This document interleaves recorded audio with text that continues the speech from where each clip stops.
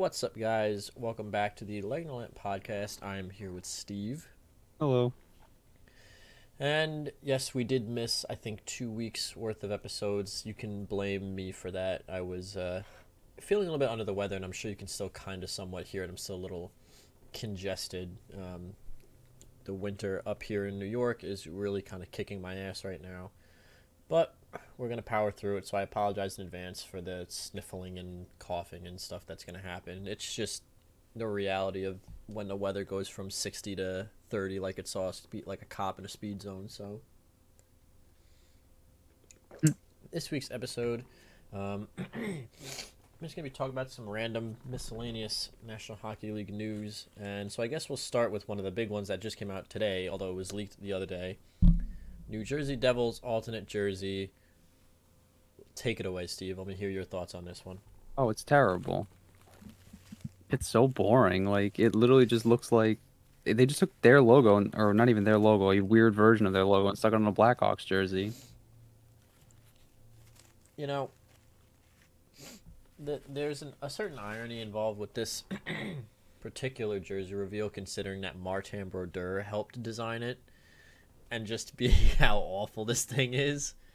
Like, It's like those stupid Enterprise commercials he's in. It's like they're just so boring and bad. It's like, oh my God. it's kind of an allegory for like the end of his career, right? Like just how atrocious it was, like going to St. Louis in that like desperate bid to stay relevant for whatever reason, you know? Yeah, I think honestly, I think even the St. Louis Blues want to forget that they had Martin Brodeur at some point. Like, I mean, he played in that alumni game for them, which was really weird considering he played like all of 5 games for them, but you know. yeah. Um, yeah, so if you haven't seen, just go on the Jersey Devils Twitter. It's basically essentially the Chicago Blackhawks throwback black jersey with a stylized, italicized script jersey across the front, which of course has spawned countless memes of them saying that they're going to start selling hats that say hat on it or shirts that say shirt on it. And, you know, if I have to give them credit in one respect, they didn't just do this thing that the Devils always do when they have an alternate jersey. And like, hey guys, remember when we had green in the logo? Like, that was cool. What if we did like green? And it's like, See, no. well, they can't do that now because they copped out on that with the reverse retro already. Right. So it's like, and me and you had been saying that we wanted to see some kind of like creativity from the Devils, but I don't. This isn't even creative. I don't think like the I mean, jersey pattern itself is basically ripped straight from the Blackhawks, and the logo is a word mark. Which I mean, everybody that listens to this has ever listened to any of our jersey episodes know how much I fucking hate word mark logos because it's lazy. It's not a logo. Okay, if your name is not the New York Rangers, it's not a logo. Stop doing that. It's boring. It's lazy and it doesn't work. And like, look, I think the Rangers jerseys are clean. I think they're solid jerseys. But let's not also pretend about the fact that like a lot of what makes it so cool and classic is the fact that it's an NHL hallmark. Like if you're the New Jersey Devils and you don't have that legacy, you can't do this. There's a reason that teams that have tried this before don't really stick with it. Like I think Colorado had one, Pittsburgh um, had it. Pittsburgh had it, and there was one other team that had it. Or the Canes away Buffalo. jerseys, Buffalo. It's like, listen, you're not the New York Rangers. It's fucking boring. Please, can we stop with the word mark as a logo? It's not interesting. It really isn't. I mean, I wouldn't even give them credit for trying something different, like you said, just because it's like the different thing they tried was like, hey guys, what if we were the Chicago Blackhawks? Like, it's not like, hey, what if we did something different? It's more like, hey, what if we were an entirely different franchise, like real quick? Because they just like it's identical, bro. And you know what else it looks like? It looks like those NBA City jerseys from like Wait a I don't know. minute. Continue your thought. I have an idea, but hold on. Wait a minute. Continue. Yeah, no, it looks like those like NBA City jerseys where it uses like nicknames of where they play instead of the actual city name, which is why it says like Jersey on it and stuff like that. But it's like you don't play in Jersey, you play in Newark. I understand like you're representing the whole state, but like I don't know. It's almost like the exact same font, isn't it? I think it is. It's It'd be we'd be able to tell if there was a T in it, but the New Jersey didn't put a T in it. it's almost the exact same font as those Winnipeg Jet alternate jerseys, which I'm glad that they did away with those because again, the word mark, like the jersey itself is clean. I like the Winnipeg Jets, the blue, but their alternates that they're wearing now, which is the throwback alternates, are significantly better. I mean, those heritage jerseys are absolutely gorgeous, but yeah, I mean, look, it's not good. And I'm really not. we've seen like the full get up on Twitter.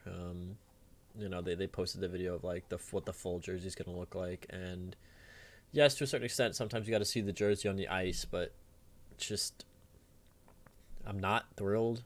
I absolutely despise the word mark.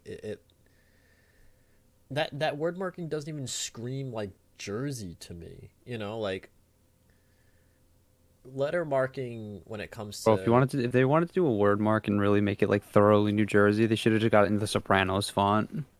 I And like mean, Tony Soprano's face like on it. well, what I was actually gonna say, a word mark that would make me think of like Jersey, right? When you think of like Metro, like the tri-state area, right? You think of like bold lettering, right? Like big, bold, like in your face, kind of, bright and flashy lettering. This is like frou, like this should be like the word mark of like some like frou, like I don't know, like Los Angeles or something, like some like Hollywood city. Mm. Yeah, I think the other thing about it that's like a problem with this jersey in particular, like the whole getup, is just like there's so much black and white, and it's like there's not a lot of red, and it's like I understand you want to try something different, but it's like your primary color is red, so why don't you try like alternating in some red with the white stripes, and maybe it'll look, Yeah. less identical to the Blackhawks jersey. And by the way, no offense to Los Angeles. I'm not meaning any offense to the city of angels. Like obviously, I have nothing against you guys. It's just like this kind of like stylized word lettering would be better for a city that kind of prides itself on like that being flashy kind of thing. Hmm. Um, so yeah, people from Los Angeles, no disrespect to your city, obviously. I've never been. I plan on going, but yeah, I mean, even if they just took like the Devils logo, right? And they took the circle away and they just had the NJ and they made that like in the middle. I mean, it would be kind of boring, but it would be much better than this. And I think the red would kind of pop out more than just like the Photoshop drop shadow that they added onto the word marking here. You know what I'm saying? Like You know what the craziest part is? Somebody probably got paid a lot of money to make this. I don't Like, understand how the like when we looked at some of those like reverse retro jerseys, like how did these things get past testing? Like who looked at this and was like, it's Microsoft Word art with a Photoshop drop shadow on a Chicago Blackhawks jersey. Yes. Like I've made better logos for my frigging fantasy teams and I have zero artistic talent at all. And somebody's getting paid, like you said, like hundreds of thousands of dollars, and it's not like the Devils don't have like an art department and a marketing department that designs things like shirts and sweatshirts and all this kind of other stuff. Like, oh my! And you know what the saddest part is? Not only does a word mark not represent the the city of New Jersey, it doesn't represent the team at all. Like, at least if the stylized font was like hellish to a certain extent or like reflected like a devil theme at all. yeah, This looks like the logo of like a coffee shop you would see in like a like Midtown. yeah, like a gentrified area of Midtown, like with a sign that says like there's no Wi-Fi here, connect to each other or some crap like that. Like, ah, it's so bad. It's so bad. Well, the best is like I love that all the players have to like post about it on like their social medias and they're like, yo, it's heat, it's fire, like all the players and the Devils, and I can imagine them all just being like, oh my God, why do I have to wear this? Yeah, Like, it's like what happened? I was told we were getting an alternate jersey, not like somebody's third grade like art project. not some rejected fucking New Jersey Nets like idea from 14 years ago. Like I think this would look good as a baseball jersey. Like It'd probably be a really fire basketball jersey if you cut the sleeves off. but it's not. It's hockey and it's not good. That's really the thing. Like, Adidas has got such a weird track record so far. Like, it's so hit or miss. Like, I feel like it's so wildly inconsistent, you know? It's like it's either like, "Oh, hey, we came out with like just to throw out one, and like the Winnipeg Jets like heritage jersey, right? And you're like, holy shit, this thing is like clean, it's beautiful, it's got everything I want in a jersey. And it's like, wow, yeah, it's fire. Like I'm gonna cop one of those right now. Or it's like, hey, we have like this New Jersey Devils thing, and like I don't know what to do with it, so like we're just gonna put it out and see what happens. You think that guy was sitting there and they're like, hey, Ted, we need that New Jersey design. And he's like, ah, crap. I need to come up with something. Let me just, and he's like clicking around in Photoshop and he's like, Jersey template. And just like slapped some of this shit on a template and was like, there you go. I made my deadline. I don't know. The guy Like, that hoping. designed this also designed the Hurricanes away jerseys. Yeah, bro. I guarantee you, bro, how funny would it be if like that, like it was that situation where like he just was submitting it for the deadline, hoping that they would send it back and be like, oh, this isn't what we were looking for. Here's some more notes and like a new deadline. And instead they were like, we love it. This is amazing. And he's probably like, oh my God, my name is gonna be on this. He's like, can Like I this, be like anonymous? it's like that one's not going in the portfolio. I'm just not gonna get credited for that. Like, it's a team. It's a team. It's an organization, right? Like, I don't have to get my name on. They're like, nah, nah, this is It was good. Terry's idea. I stole it from Terry. Give it to Terry. And he's like, no, it's not. It's not mine. Yeah, bad, bad, bad, bad, bad, bad, bad, bad. Um, Speaking of bad, gonna stay on a little bit of a negative train here. Um, there have been several high-profile injuries, along with some COVID-19 issues in the National Hockey League. Um, Braden Point is out now for 4 to 6 weeks for the Tampa Bay Lightning with a LBI. Sasha Barkov also out after that knee-on-knee collision with Scott Mayfield. Um, Ryan Pollock of the Islanders is out 4 to 6 weeks minimum with a lower body injury. Lots of stuff going on specifically around the Islanders, and we do want to we'll talk about the COVID thing, but I mean, let's just talk about some of these bigger injuries, like Braden Point and Alexander Barkov. Like, kind of like, what do you think? Is this going to impact those teams heavily at any rate, or do you think it's more of a situation like, I mean, we've seen the Lightning overcome big injuries before, but Well, I think this is going to be more of a problem for Florida than it is for Tampa Bay. Just because Tampa Bay still has, or is Kucherov still out?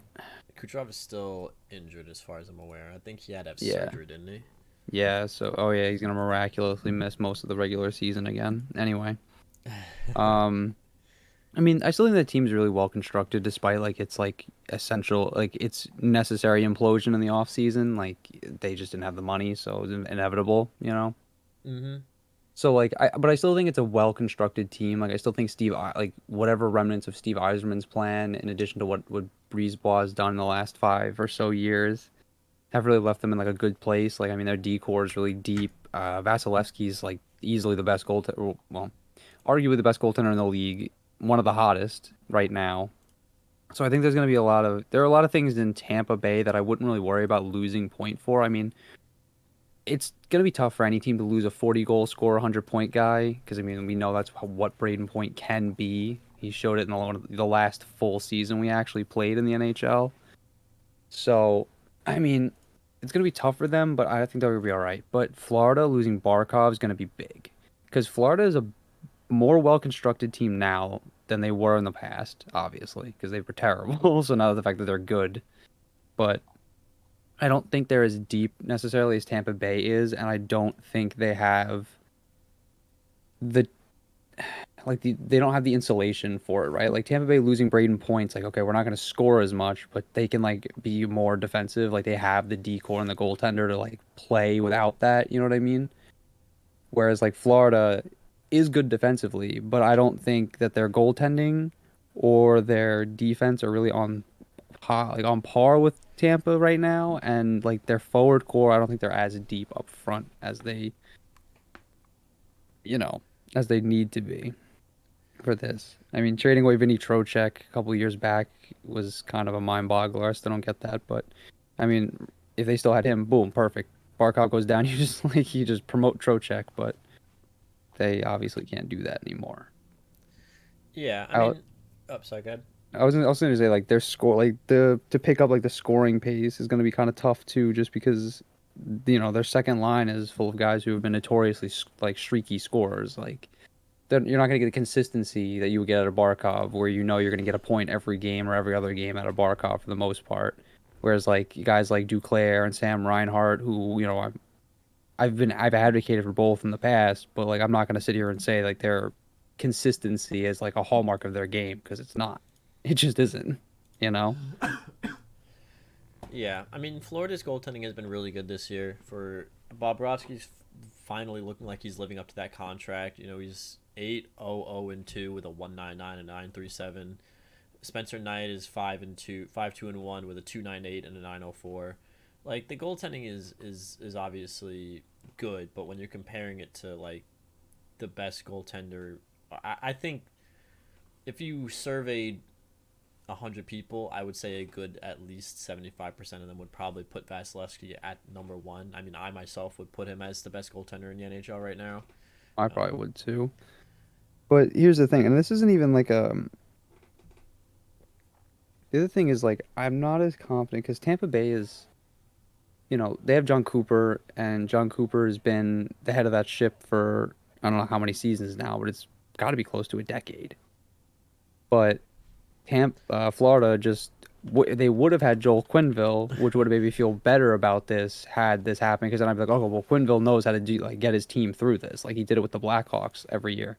They'd have a big injury, like Marion Hossa is out for 6 weeks with like baby toe bruise. I don't know, and like the team would keep winning. Like he'd find a way to like elevate people and get them to keep the whole team pulling in the same direction. And look, the guy that took over for him has been fantastic, but according to him, I think he got his own words where he's not touching anything right now. Like the team's playing well, so he's just gonna let them keep playing.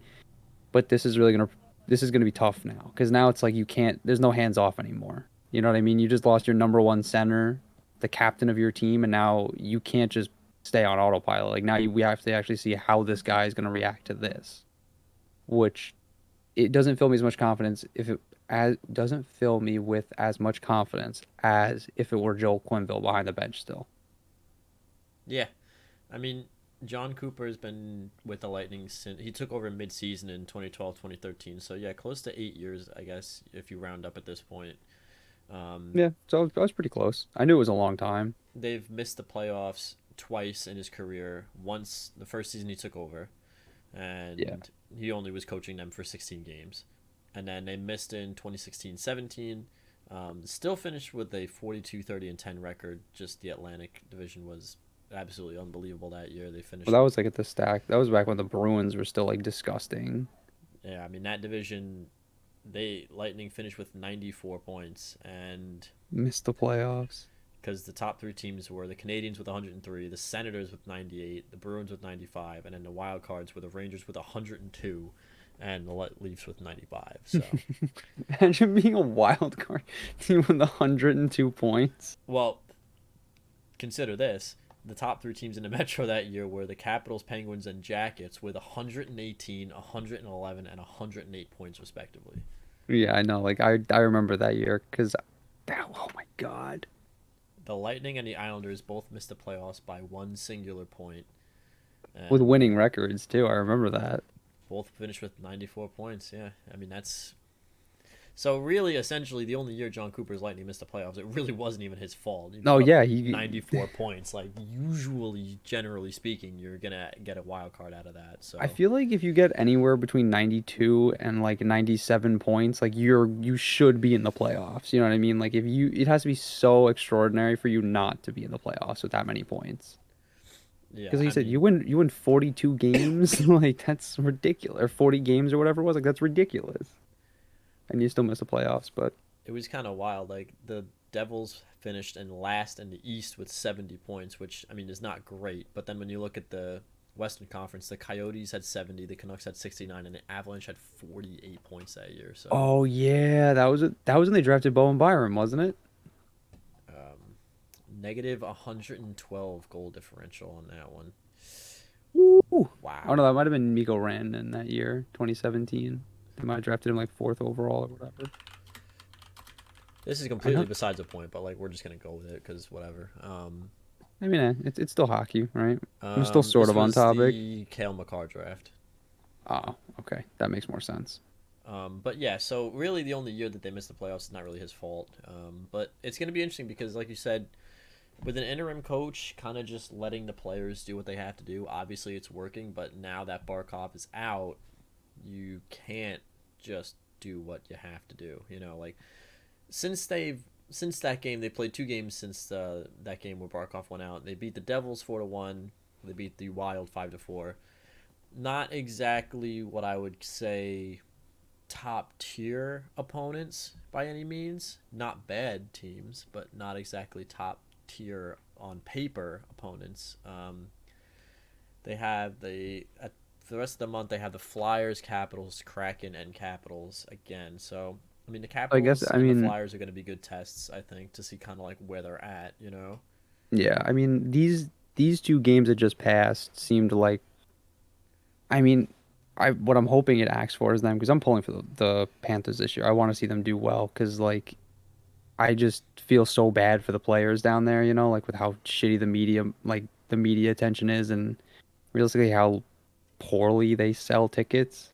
Like this is a good team. There should be more eyes on them, and more people should be supporting them because there's something special happening in South Florida now. But um, I think these two games could act as a big like confidence booster, saying like, okay, we can do this without him. You know, not so much like we don't need Sasha, but more like we can do this without him. Like we can do this ourselves, and like it'll only help when he comes back. You know what I mean? Whereas like say that he went out and they got beat up, like they got blown out by the Devils, like they did earlier in the year, like 7-4 or whatever, and then they go into Minnesota, and Minnesota drops like a fucking like a 7 spot on them too, and like Kaprizov goes off like 1,000,000 points. Like I could see that like being a big problem. So like I think it's obviously it's always good to get points, but like I think winning those two games immediately after losing your captain is a really good sign that there is still a good leadership group besides him. Like they still have Huberdeau and the defenseman Ekblad. He's back this year, so like it's. I think they'll be all right, but I don't know. Gonna be tough. I mean, luckily for them, they don't really have almost any in-game or in-division opponents coming up anytime soon. The next in-division opponent they have is they have Buffalo on Thursday, December 2nd, but But that should be a free win for pretty much anybody at this point. so they have Buffalo on the 2nd, Ottawa on the 14th of December, and then Tampa Bay on the 30th of December. And he's week to week, so he probably could be back by the end of December. We'll see. But their schedule is fairly favorable. They have a fairly easy schedule in December. They play the Blues twice.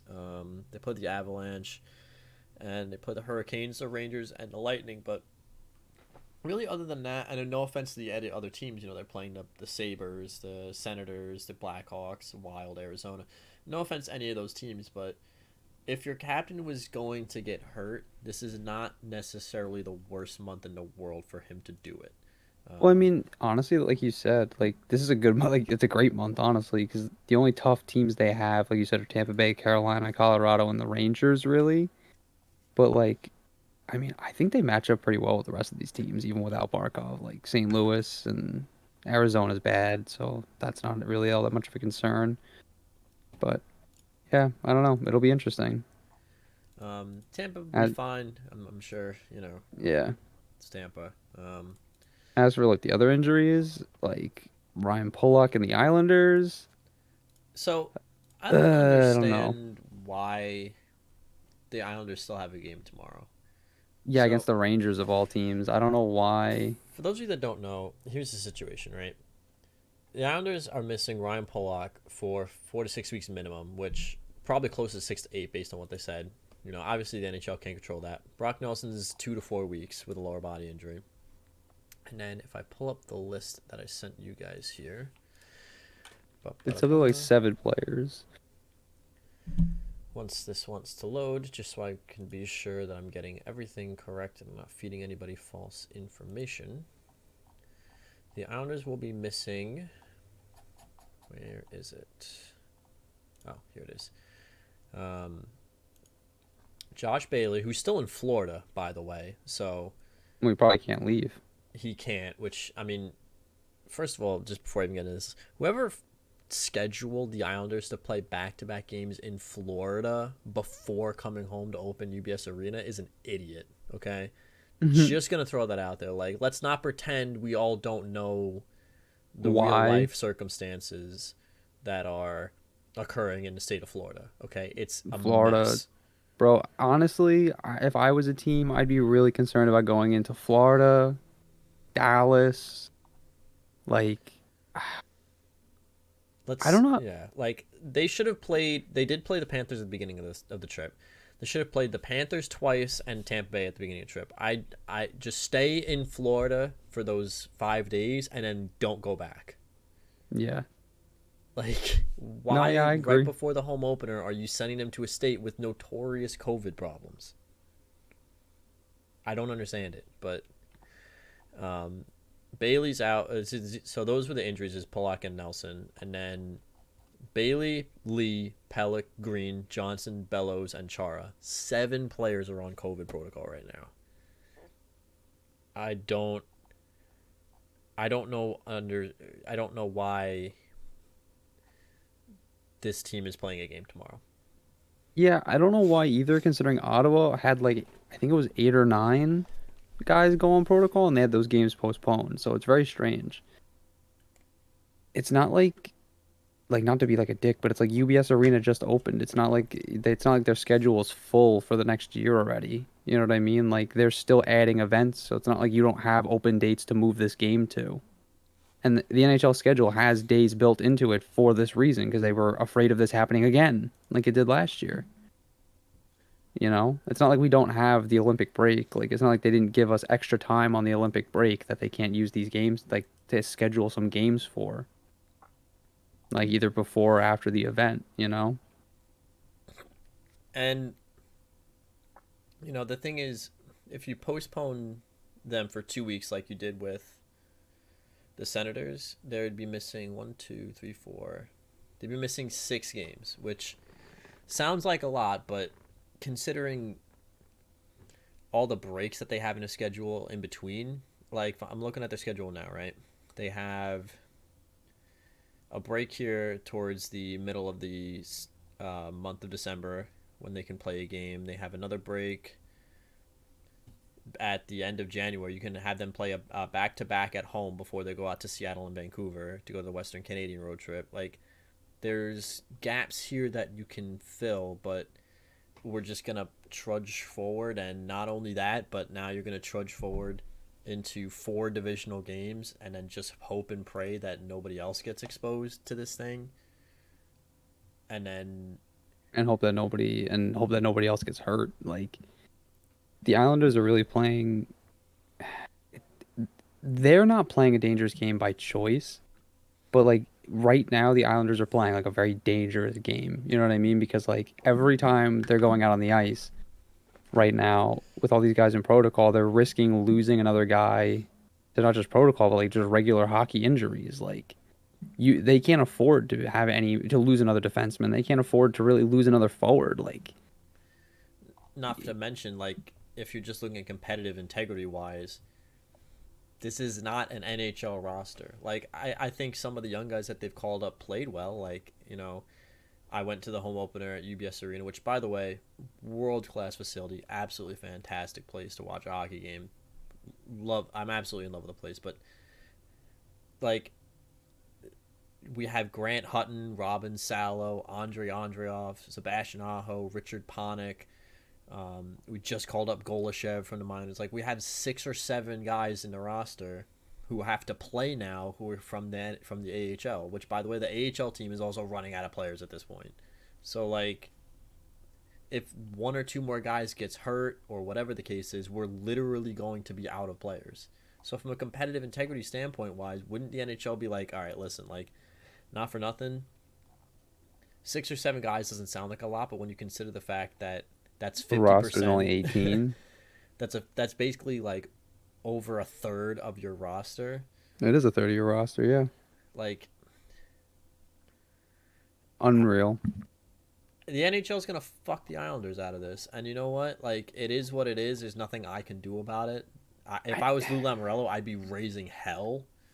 See, the real thing is, I'd be raising hell because it's like, I don't know why the Senators got postponed. I don't know if it had to do with the laws in Canada, like the way that the NHL is operating in Canada right now because their rules are different than ours. You know what I mean? And I mean, that's not saying a lot because every rules are different from state to state here. But so I don't know if that has to do with the jurisdictional thing, but like I still think, like you said, if the NHL's sole purpose, which it should be, is to ensure the best possible product on the ice every single night, then like this isn't it. There's got to be something else. And if this were like the Islanders had like 7 guys on injured reserve, it'd be a different story because it's like, okay, well that's just a hockey thing. Like you Right. got bit with the injury bug and it's unfortunate, but we've seen this happen before. You know what I mean? Like Look at I don't remember. Pittsburgh 2 years ago. Look at Pittsburgh right now. Yeah. Like, Look at Pittsburgh in opening week. They lost Crosby, Malkin, and then like 4 or 5 guys to COVID protocol too, and they were still forced out there with like an AHL squad. I mean, they were already fielding mostly an AHL squad, but it's like, bro, like how is any of this seem remotely fair? And I know like, oh, life isn't fair, but like this is the NHL. It's not the real world, so everything is built to be fair. You know what I mean? Like every step the league has taken in the last 20 years has to make things more fair. The introduction of the salary cap, the introduction of like how contracts are structured in the CBA, how bonuses count, all that kind of stuff. And yet all the stuff they do off the ice to ensure competitive integrity doesn't seem to matter when the product they're putting out on the ice is not the most competitive every night. Like they don't seem to care actually. So it's just very bizarre because that's all their messaging is. We want more competitive games, more parity, more this, more that. The games need to be more exciting.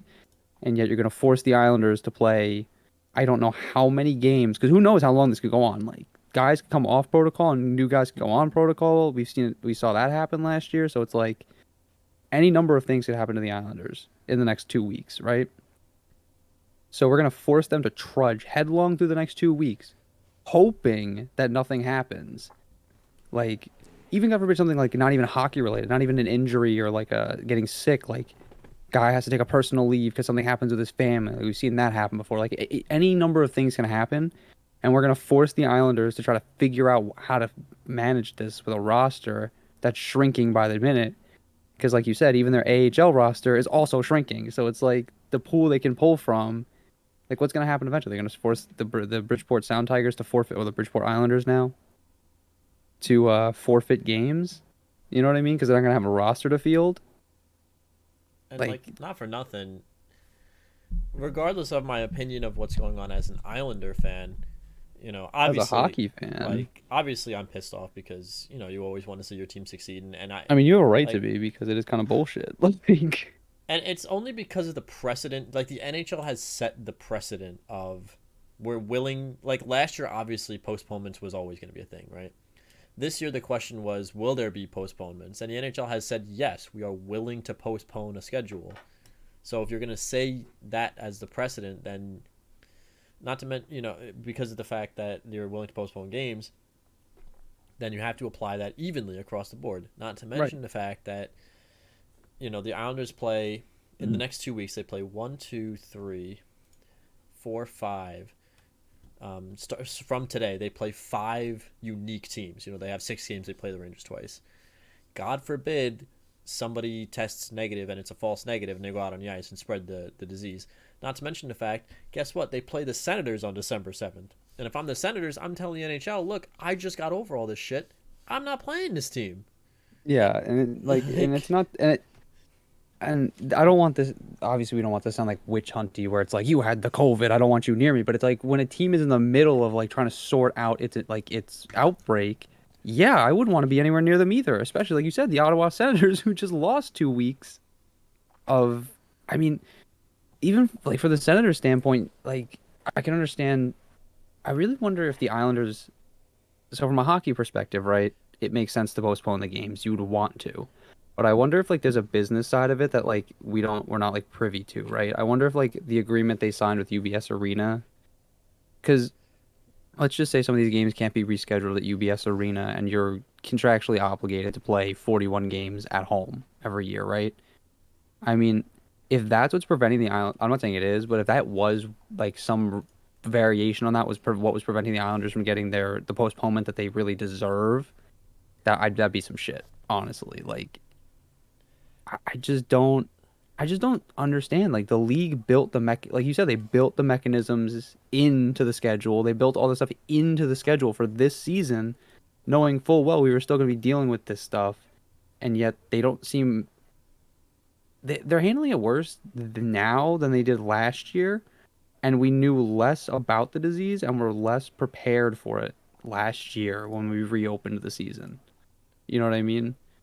Yeah. So it's like it doesn't make any sense. Like we knew that this was gonna be like this was gonna be an inevitability, right? Just by based on the fact that these guys travel across the country, going to a new city almost every other night. You're playing every other night. Like it's just not the most safe lifestyle when it comes to like dealing with diseases.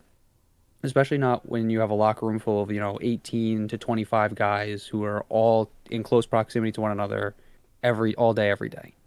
I mean, do you remember when mumps broke out in the NHL? Yeah, bro. Like it was like 1912 again, and like we had mumps outbreaks, and they were postponing games for that. Do you remember that? Yeah, because they were like, They were oh, like, postponing games for the goddamn mumps, but they won't postpone this for the fucking Islanders and COVID. Like, what is that? also, not for nothing, if you postpone the Islanders 2 weeks, right?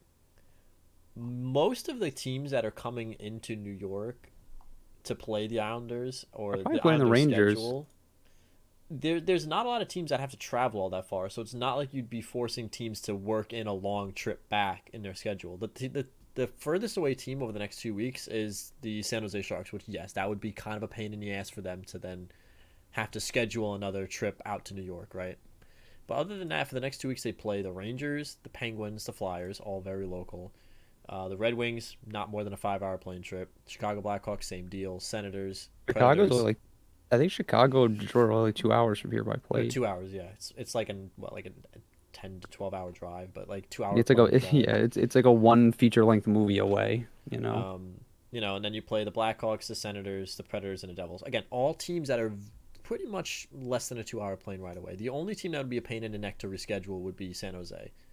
This is the prime opportunity to postpone the schedule now before you get into having to bring all these other teams over, or God forbid if this thing runs into like the end of December, now you're having to reschedule way more games because the Islanders have several sets of back-to-back games at the end of December. Like, just do it now. You know what I'm saying? Like, just get it done, because you postpone for 2 weeks. You let this virus run through whoever has it. The CDC protocols say once you're fever-free for 24 hours, you're good to go, and you'll be back on track. It might not even be 2 weeks. Maybe you only need to shut down for 1 week because everyone on the team is vaccinated. Well, So it's kind of it, right? Like shutting down too would also make it less of a problem because everybody would be going home and staying away from each other, you know? So you wouldn't run the risk of going to the rink and interacting with someone who doesn't know they have it and coming home with it again. Because by the time you go back to the rink, everybody will be COVID free. yeah, You yeah. know? I mean, I just don't know why we have these mechanisms in place if we're not going to use it when it's very obviously the most appropriate thing to do. Like, Is there some arbitrary number that the NHL is waiting for? Are they like, well, Is it like the magic number like 10? we can't postpone unless we have 8 guys on protocol? Oh, it's like, just, you have to look at it as in like, look, we're going to be playing 6 different unique teams in the next 2 weeks. What are you going to do if all those teams start having outbreaks now? Because Yeah. Chara tested positive, and guess what? He played against the Leafs, and he played against the Flames. So now what? Yeah. No, you're right. You're 100% right. So, you know, I'm as an Islander fan, I'm pissed because this is basically screwing the season. Like the Islanders already had a predictably rough start to the season with the road trip. That everyone knew was going to be rough, right? Really, you were hoping to go 500 out of that, and they went a little bit less than 500. But not only is this screwing the team on the ice and most likely going to doom us out of a playoff spot because of reasons like you said. If all these guys were just getting hurt, like the Pollock and Nelson injuries, like that sucks, but it's hockey, right? It's a direct consequence of the game. Right. If you miss the playoffs because of your injuries, it happens. Come back next year. But this is something out of their control because the schedule that the NHL put forward, by the way, the NHL decided you're going to Florida, one of the highest risk states in the country, right before you come home to open your arena. So it's going to doom us out of a playoff spot. It could potentially screw over several very highly competitive teams coming into New York. You know, hey, look, the Rangers are finally looking like they're going to be making a playoff run. If the NHL is smart, big brain, use your noggin here. Adoy, New York Rangers in the playoffs means a lot of fucking money for you. You know what I'm saying? Like, Yeah. big market in the playoffs. Let's be smart about this. Do you really want to risk giving the Rangers COVID and then they miss all these players and then they miss the playoffs? Like, even just from a money perspective, that doesn't make sense. The Penguins, oh, hey, Sidney Crosby in the playoffs. Is that going to sell tickets? Like, yes, duh, hello. Like, my God, it doesn't make any sense to me. It does not make Well, any sense to me. that's really the point that bothers me the most is that the standings at the end of the year aren't necessarily going to reflect direct on ice competition because for all intents and purposes, the team the Islanders are fielding right now is not their team. It's barely an NHL roster. So you're going to be weighing like these games that are being played by players of a lesser skill level than the average NHLer are going to be weighed as equally as against the games that the actual team played, and it's like that's just not fair. Because not only does it like leave a negative connotation for a lot of these players coming in, because it's like, oh, great, we called up these guys and they can't do anything, and it's like, so it's just demoralizing for them. But it's also just bad because it's like it's just not fair at all. Like you design your whole season, your whole team, you build it around these guys, and then you lose all of them, and it's totally out of your control. And the league essentially is just like, fuck you, I don't know. You Something know? that's kind of like the league's fault in a lot of ways. Like it's not like the Islanders were like, "Hello, yes, I would like to go to Florida before opening my brand new shiny arena." Like I'm sure if they had a choice, they would have done Florida at the beginning, let whatever COVID was going to happen because let's be honest, it's Florida, run through the team, and then by the end of the trip, we would have been pretty much fine. But, you know, God forbid, the NHL does anything that makes sense. Like, even not being an Islander fan, as a hockey fan, do you really have any incentive to watch, if your team's playing the Islanders and obviously you're going to want to watch, but, like, is it as exciting as it could be? No, because you're like, oh, wow, yeah, we're up 3-0 in the first period. Who do they have? Like, a bunch of guys I've never heard of before. And that's not by Exactly. design. It's not like they're the Coyotes who are tanking on purpose. Like, it's bad on ice product for not just the Islanders, but for the NHL. It's bad monetarily for the NHL because people aren't going to give a shit. It's also even bad monetarily for the NHL because the Islanders just opened this new arena. And as much as I love the Islanders, if I'm considering going to a game, I'm going to wait until all these guys are back. I'm not going to pay the money to get to Elmont to watch an AHL roster. I went to the home opener. I could have bought tickets to the game after for like $100. Somebody was selling them online because last minute thing they couldn't make it. I didn't want to go because I'm not watching the Islanders. I'm watching the Bridgeport team. Like, so it's bad monetarily for the Islanders. It's bad monetarily for the NHL. It's a bad look for the NHL. And God forbid if anything happens to any of these other competitive teams, now what do you do? Like, it just doesn't make any sense on all fronts at all. Like, hockey wise, money wise, image wise, none of it makes sense to me. It really doesn't. Here's what I'm going to say too going forward though. If this is a precedent that the NHL wants to set, they have to stick to this going forward. Like going forward, if teams with have like 6, 7, 8 guys go on protocol, and they don't postpone for the Islanders, then they shouldn't get postponements either. You know, like not all things are created equal, but like the or not all things are equal in terms of like how they're perceived, but like in the NHL, like you have to treat these teams fairly. Like every team has to get the same shake. So I don't understand why Ottawa got special treatment and not the Islanders. But say like, in January, some team like, I don't know, the Dallas Stars end up losing like 11 guys to COVID protocol, right? And the league's like, well, we're going to try and postpone. But it's like, okay, why do they get postponed but not the Islanders or any other number of teams that had this issue between then and now? You know? Yeah, it's an even worse look because they had a press conference with Lou Lamoriello, and even he seemed to not really know why the team was playing tomorrow. All he said was, "We're preparing to play as if we're playing tomorrow," which goes to based on the fact that he said we're preparing to play as if we're playing, kind of leads me to believe the NHL isn't really communicating with him all that much, which is kind of a disgrace because he's a general manager of one of your hockey clubs, but also not to like say any GM is worth more than anyone else, but it's Lou Lamoriello, like one of the most respected general managers in the NHL. So you're not going to communicate with him and not tell him why. Um, you know, at least the GM should be aware of what the lines are. You know what I'm saying? Like, Yeah. he should be aware of like, okay, hey, um, the reason we're still playing is because this X number of people need to be on protocol and we don't meet that requirement, right? But like even he's like, I don't know. I'm in the dark on this. So like, it's a mess. It's a mess. You Typical know, of the NHL. and I'm glad that the Senators are back and playing. You know, they had some games postponed, specifically some of the games that they were supposed to sweep through New York, and they were supposed to play the Rangers and the Devils at one point. It's good to see that they're back and playing and they're relatively healthy. They played a wild one last night.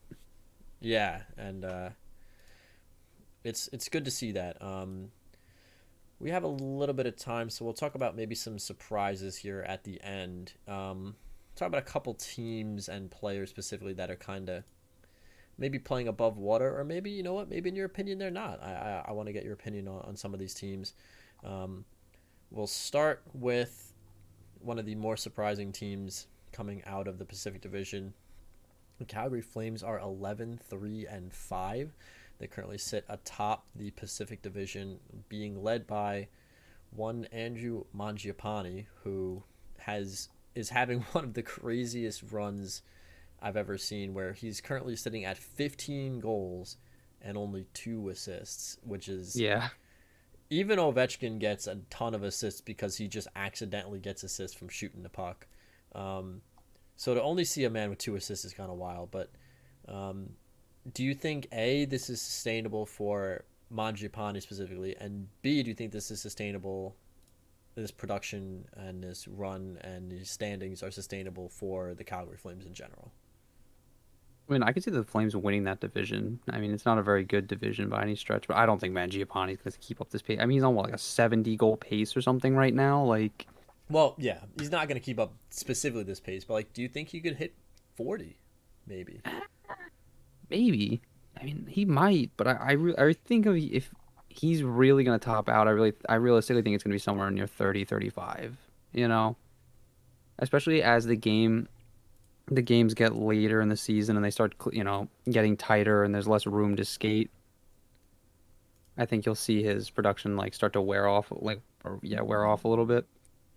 But I mean, Calgary as a whole, if Jacob Markstrom can keep playing the way he's been playing all year, then yeah, I could definitely see them staying atop the Pacific. They're definitely getting really good goaltending, not just from Jacob Markstrom, but from their backup Dan Vladar, who they got from the uh, Boston Bruins. Big dude. I think he's like 6'7" or something like that. Like, let me see what is he? Dan Vladar stands at 6'5", 185. Big guy. Mm, um, I think Calgary's playing really well. I'm a little bit surprised because while I did think that they were going to be a better team than last year, I also didn't think that they necessarily had any huge upgrades that would lead me to believe that they would be this good. Um, I just think it's a system of like just some of their players just being the kind of players that they need them to be.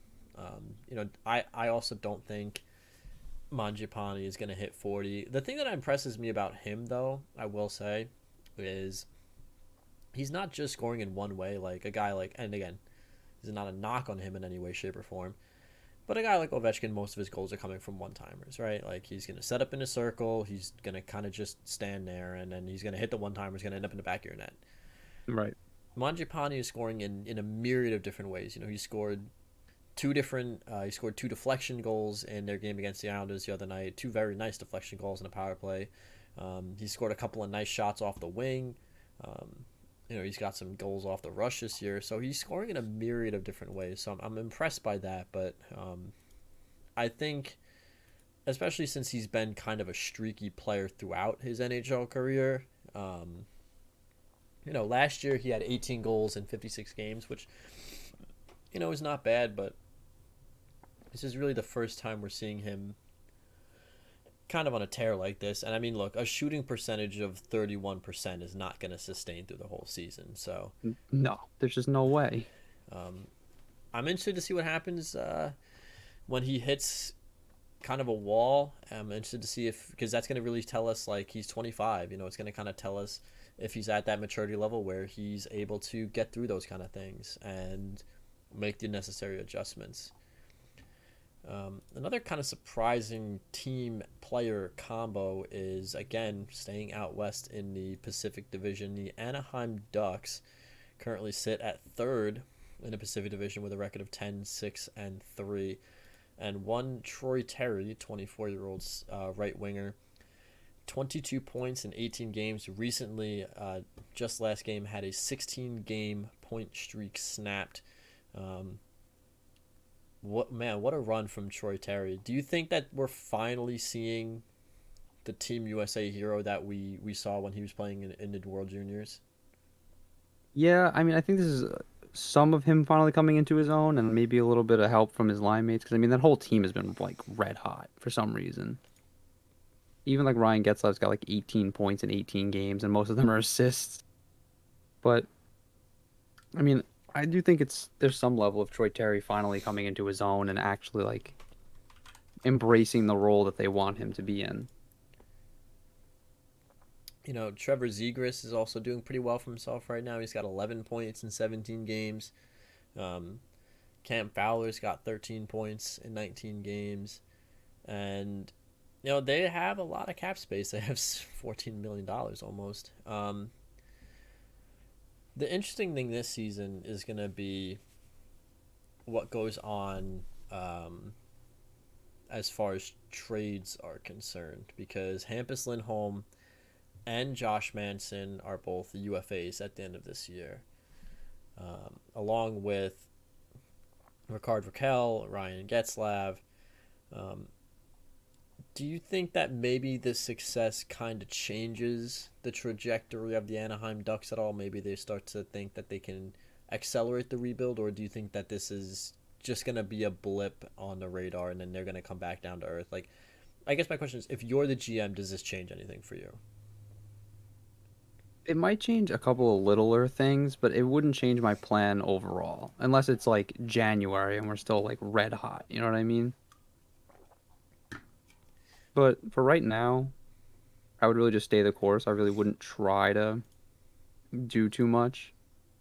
But I would still be looking to move on from some of the more, prime aged pieces and try to get some assets in return for them before they hit the open market. Do you think we could see Ryan Getzlaff being traded? I mean, he's only making 30 million. He's only making $3 million. I mean, he has a no move clause, but he's currently sitting with 1 goal, 18 assists, 19 points. Do you think that this is kind of him making a showcase to the NHL and saying, I've still got some gas in the tank for a contending team? I don't think Ryan Getzlav himself would tell you that. I don't think he's playing his way out of Anaheim. Like, I don't think he's playing to try to get himself traded out of Anaheim.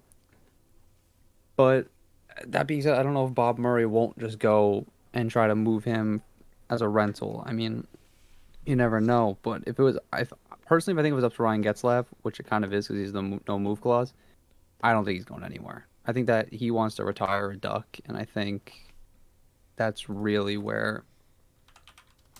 So that one, I don't think there's too much potential on, but I do think we could see maybe potentially Cam Fowler. I think Campus Lindholm.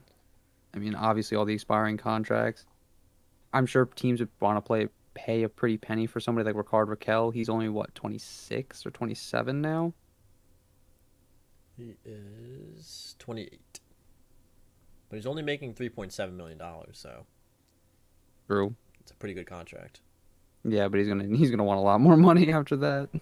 Yeah, but that's the price you pay for rentals, right? You're not really expecting most of the time anyway to.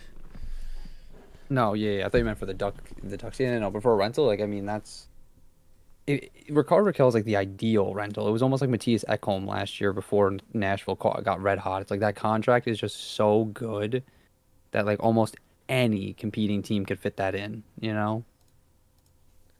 Yeah, I mean, I'm sure it's kind of funny. I'm sure that the Anaheim Ducks probably were very, very happy with the New York Islanders this past offseason with the Ryan Pulock and Adam Pelech contract extensions because they're both 27, top two defensemen. Pulock's going to be making 6.1, Adam Pelech's making 5.75. I'm sure that they're probably like licking their lips looking at Hampus Lindholm like, well, hey, look, that's the market price for a 28-year-old defensive defenseman these days. They're probably like singing Lou Lamoriello's praises over there in Anaheim at this point. Because I mean that stuff does matter, what guys get on the market kind of shows you the deal. But I mean Hampus Lindholm on the open market would probably command somewhere in like the $7 million range because he's just that good. So I'm interested to see if they try to trade him before he goes, because you don't want to lose a piece like him for nothing, especially with the Ducks kind of being in a position that they're in right now where you're starting to see some of the younger guys like Jamie Drysdale, Troy Terry, and Trevor Zegras kind of step into those bigger roles. It's going to be an interesting team to kind of keep an eye on. I don't think they're going to be in the playoffs, though. I don't either.